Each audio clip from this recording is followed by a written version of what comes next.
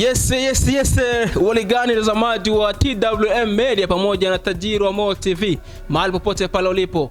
Karibu sana ndani ya siku ya leo. Tuko ndani ya studio yetu ya tajiri wa Mo TV hapa Nashville, Tennessee. Leo bwana tuna exclusive kali kweli ambao pengine hujawahi kushuhudia au kutazama uchoni mwako toka tulivyoanza pilika zetu za TWM Media au tajiri wa Mo TV. Leo hii tuna exclusive na msanii wa Bongo Flava ambaye anafanya kazi yake vizuri kabisa ndani ya jiji letu la Nashville na Marekani kwa ujumla. Leo utakwenda kumsikiliza alivyoanza muziki wake na mambo mengi kuhusiana na lifestyle yake. Unatamani kumjua ni nani? Kaa hapo, tajiri wa Mo TV tuko hapo kwa ajili ya kukuletea exclusive kama hizo.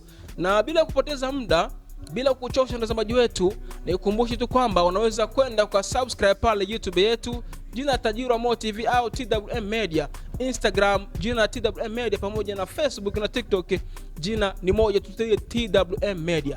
Na nisipoteze muda sana, ngoja nikutambulishe ni msanii gani ambaye tuko naye kwenye siku leo. Unakwenda kumsikiliza na atajitambulisha peke yake hapa. Mgeni wetu si mwingine ni huyu hapa. Bwana, habari yako? Nzuri sana. Karibu sana ndani ya mjengo wa TWM Media hapa. Asante sana. Mambo anasemaje? Niko vizuri, Mungu anasaidia kweli. Familia Inshallah. Wazima wote? Ndio, kila kitu okay. Kwa faida ya watazamaji, labda kuna baadhi wanakufahamu kama msanii hapa Marekani, lakini kuna wale ambao pengine hawakufahamu, wanataka kufahamu kupitia leo. Hebu waambie watazame unaitwa nani na unaishi wapi? Kwa jina naitwa Esdo Boy. Ndio. Natokea Nashville hapa nyumbani tu, Nashville ndo nyumbani, Tennessee. Okay. Safi sana. Karibu sana ndani ya mjengo wetu wa TWM Media. Asante sana. Familia wote wazima huko? Wazima kweli. Safi sana. Bwana, kama ulivyosikiliza mtazamaji wetu wa TWM Media, tupo na msanii hapa ndani ya studio yetu na leo kwenye interview utakwenda kumsikiliza Esdo Boy. Atakwenda kufunguka mengi kuhusiana na lifestyle yake, kuhusiana na muziki wake. Alianza muziki lini? Yote unakwenda kusikiliza hii leo. Esdo, kwanza tuanzie hapa. Sasa hivi unaishi hapa nchini Marekani, labda tungeanzia kipindi huko Afrika. Watu wengi wanakufahamu ulikuwa ni mwanamuziki kwa upande wa dancer. Ilikuwaje ukatoka kwenye dancer na ukaingia kwenye Bongo Flava, kwa kuimba zaidi? Hebu tuambie kwanza lifestyle yako, story yako kidogo kuhusiana na muziki wako ulivyoanza mpaka hapa sasa hivi unafanya muziki wako hapa Marekani. Okay, asante kwanza kwa swali hilo. Ndio. Naweza nikajibu kwamba kwa wanaonijua na nijua, ndio, sikuanza kudensi. Nilianza kuimba. Okay. Alafu ndo nikaja nilianza kwa kuimba, alafu ndo nikaja kwa kudensi. Alafu nikatoka kudensi nikarudi kwa kuimba. Na sio kwamba eti nimeacha kudensi, bado unaendelea. Okay. Lakini vile tu kuna vitu tumesema hivi kwa sababu watu kuone huko kwenye dance sasa hivi. Ngoja nianze kidogo. Ndio. Inaweza kuwa story ndefu sana, lakini inabidi niongee kwa ufupi kidogo ili tusiwachoshe wanaotutazama na wanaotusikiliza. Okay. Mimi nilianza kuimba ilikuwa ni kama 2014-15 hivi. Ndio. Tulianza kuimba kipindi kile tunaimba kwenye sikukuu zile. Watu ambao wametoka Afrika, Kigoma kule Kasulu wanaelewa. Ndio. Tulianza kuimba kule kwenye tulikuwa tunaziita sikukuu, yani zile siku za mfano defile. Okay, walikuwa ziita zile utakuta sikukuu ya mtoto wa Afrika, sikukuu za mama duniani. Okay. Sijui siku ya ukimwi, sijui nini, vitu kama hivyo. Sasa tulikuwa tunaitiwa kwa sababu sisi tulikuwa watu ambao tulikuwa kwenye group moja. Watu wanakumbuka na wanajua ambao wananitazama sasa hivi. Ilikuwa inaitwa CVO. Ilikuwa Child Reporter, ndio ilikuwa inaitwa kipindi hicho. Pale IRC kama moja sawa. Okay. Kwa sababu muda sasa hivi muda mrefu tulikuwa wale wadogo. Sawa. Kwa hiyo tulikuwa tunaimba kipindi hicho. Tunaandaa mwimbo, tunaimba kule kwenye sherehe nini, tunapata kichochote kitu. Tunanunua sabuni. Sasa ilivyo yale maisha yakapita. Ilikuwa ni mwaka gani? Hiyo nakumbuka sherehe kabisa ya kwanza iliyotutoa kabisa kututoka, sababu tulikuwa tuko group. kwenye sherehe moja ya mtoto wa Afrika. Walivyo tu connect siku imba, nakumbuka ilikuwa kama 2015 16. Okay. Yeah. Nakumbuka kuna nyimbo fulani 16 15 yeah. Sawa. 16 15 kuna nyimbo fulani tulioimbaga. Ndio. Ndo ilisababisha ni tukajulikana kipindi hicho sasa. Yeah, lakini nakumbuka siku hiyo mimi siku ya performance ikafika kama performance kesho. Yeah. Kesho yake ya nikaumwa. Yeah, kwa siku hiyo sikuweza kuperform, lakini tulikuwa na nyimbo moja kubwa sana. Okay. Kwa ambao walitoka pale kambini au waliishi kipindi hicho wanajua ngoma hii. Yeah. Okay, umezungumza hapo kwamba mlikuwa nachukuliwa na mashirika mnakwenda kutumbuiza sehemu za sherehe. Labda kwa kundi lenu lilikuwa linaitwa kundi gani, na wakati mnachukuliwa ni kiasi gani ambacho mlikuwa mnapewa kama malipo kwa kazi ambayo mlikuwa nafanya?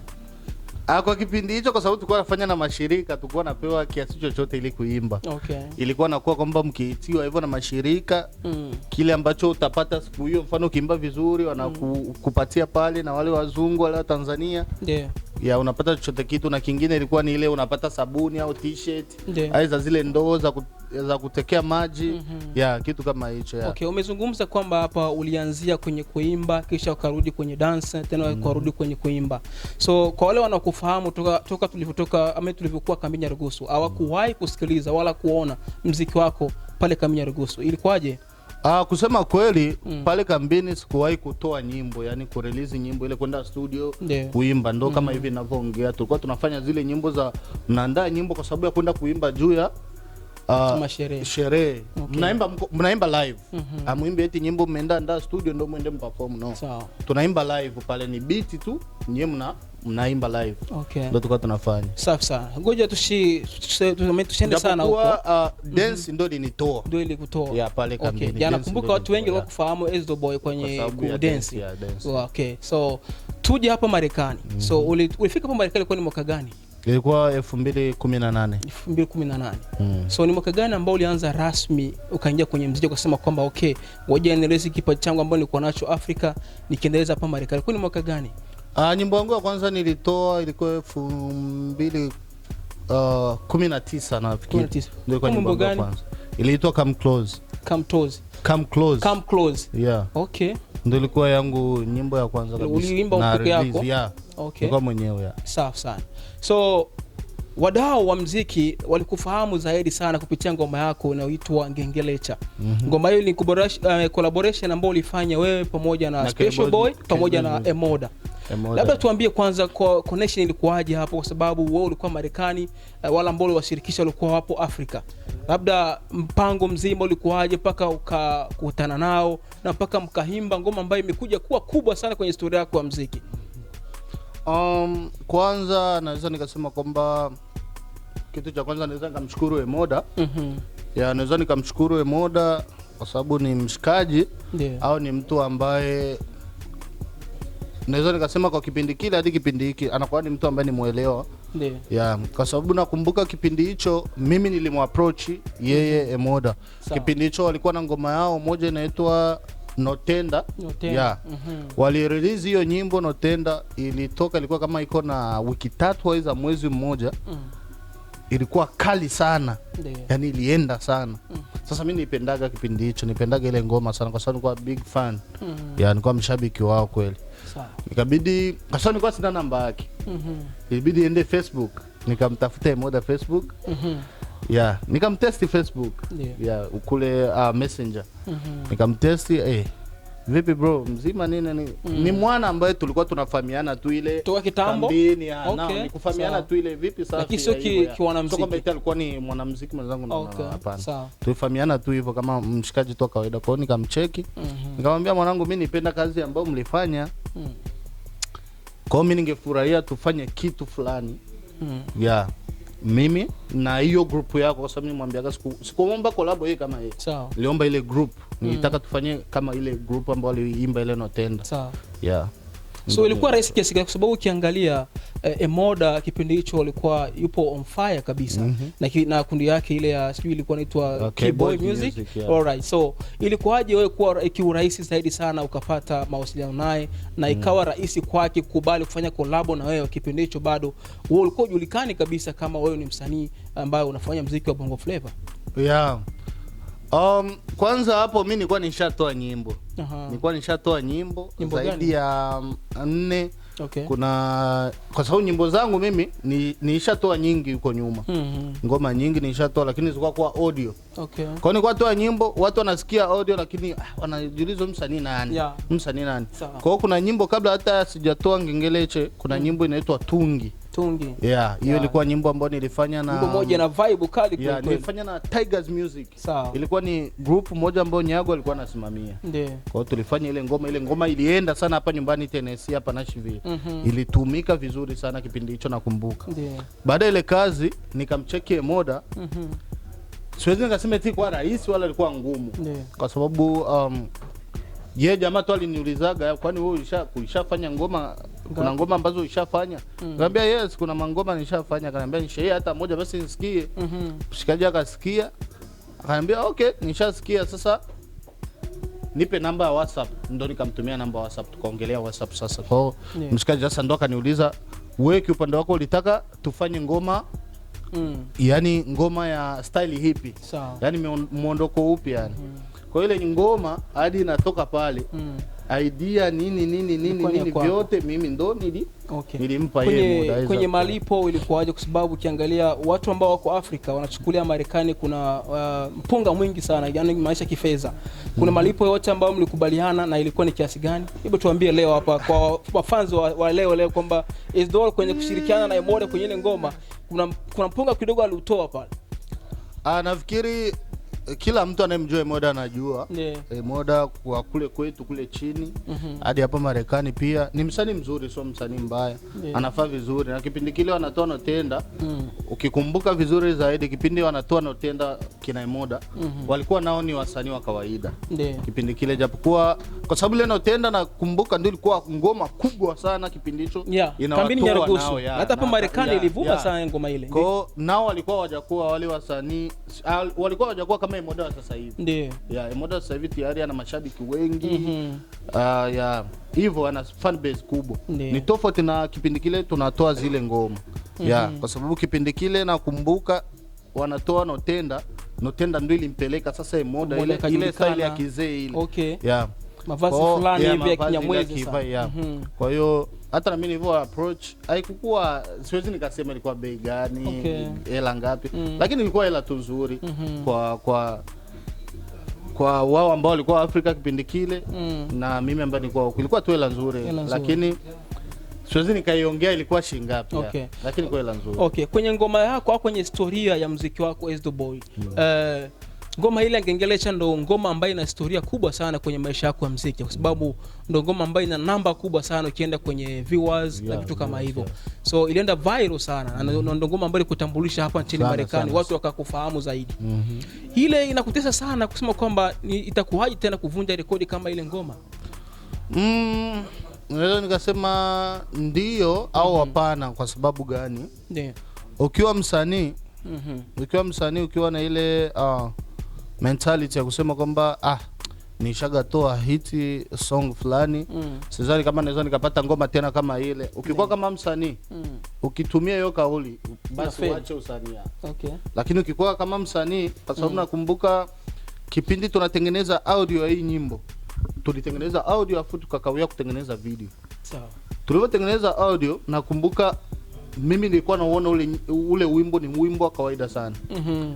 Ikafikia kipindi Emoda ndo alikuwa sasa na nisukuma ile mwanangu tengeneze video mwanangu, tutoe ngoma kali.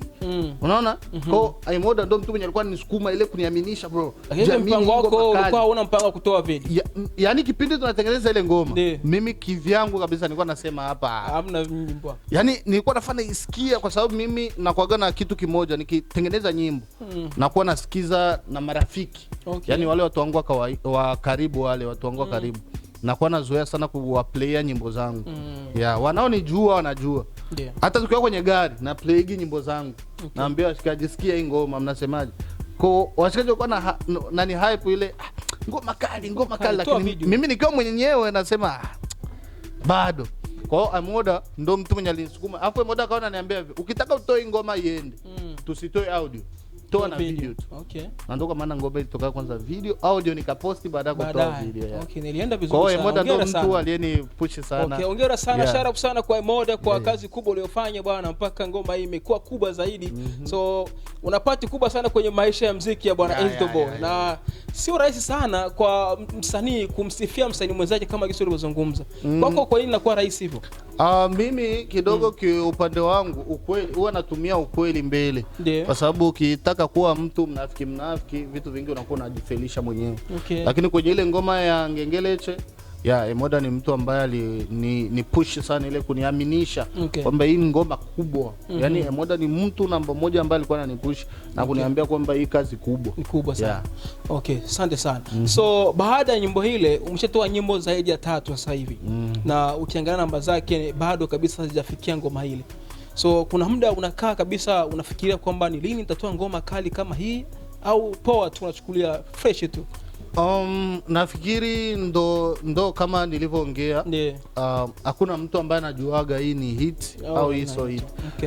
Naweza nikasema kwamba naonaga kwamba ni mashabiki ndio wanachagua ngoma. Mashabiki ndio wanachagua yani hii ngoma hit kwa sababu mashabiki ndio watu wanaosikiliza. Mimi mashabiki wanasikiliza ngoma zangu zaidi ya mimi ninavyosikia.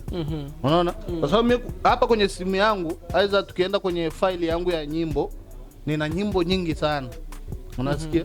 Nina nyimbo nyingi sana na nipelekea kuwa inafika kipindi na kuwa mimi mwenyewe nafikiria nitoe ipi niache ipi. Kwa sababu na nyimbo nyingi kama featuring ninazo nyingi. Kwa sababu tukienda pale chini kule kambini sikumbuki kama kuna msanii gani mkubwa ambaye sijafanya naye nyimbo. Tuje hapa Marekani nina ngoma na wasanii wengi wa hapa. Tuachane nao. Mimi mwenyewe tuna ngoma nyingi. Lakini inanijia ugumu ile nafikiria nitoe ipi yani nianze ipi. Yani hicho kitu wake kinanitesa sana. Okay. Na watu wengine ambao wananishauri ni timu ambao nakuwa niko nayo wanakuwa nishauri no tuanze hii hapa tufanye. Okay, so tuzungumze kidogo kuhusiana na wasanii hapa nchini Marekani. So tunaona kidogo mahusiano kati ya wasanii na wasanii hapa nchini Marekani. Kidogo kuna ufifu kidogo. Sawa? Kuna udhaifu kidogo ambao tunauona kama media. Kuna shida gani ya wasanii ambao kutoka Afrika pale au tukiwa kambini Nyarugusu pale wanavuma kabisa wanaenda viral, lakini wanapofika hapa nchini Marekani kidogo upepo mnakata?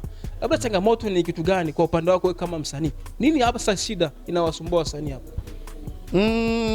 Kwa upande wangu siwezi nikaongelea sana wasanii ambao wametoka kule chini kambini kuja huku Marekani. Kwa nini wao wanapotea? Aidha huwa wanakuwa kama vile ni kama vile wamepotea. Siwezi nikajua kwa nini.